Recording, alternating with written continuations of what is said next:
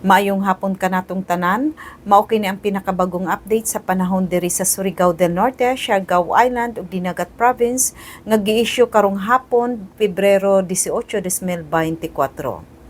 Sa pagkakaron, padayong gihapon ang easterlies o mainiton nga hangin nga gikan sa Pasipiko nga makaapekto sa silangan bahin sa atong nasod. Ug tungod niini, ang dakbayan ug lalawigan sa Surigao del Norte, Siargao Island ug Dinagat Province diin makasinati og usahay pagdagom adto na sa mapanganoron nga kalangitan, inubanan sa pagpatak-patak nga pag-ulan, kilat ug pagpanalugdog tungod kini sa easterlies o localized thunderstorm. Hinay ngadto sa kasarangan nga hangin ang mohuyop gikan sa silangan ngadto na sa amhinang silangan direksyon ang mopusalabi sa atong dapit og hapsay ngadto sa kasarangan ang mga balod sa kadagatan nga adunay sukod sa wave height nga 0.6 meter ngadto na sa 2.5 meter.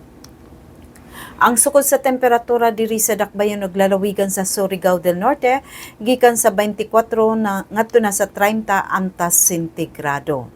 Ang dagat motaob karong hapon sa alas 5:15 nga adunay sukod nga 1.0 meter ug mohunas ugma sa kaadlawon sa alas 3:29 nga adunay sukod nga negative 0.2 meter. Ug wala tay gale warning nga giisa diri sa Mindanao. Ang adlaw mosubang ugma sa buntag sa alas 5:56 ug mosalop karong hapon sa alas 5:47. Mao katong latest update sa lakat sa panahon karong adlaw gikan sa Pag-asa Surigao. Kini si Francis Simorlan.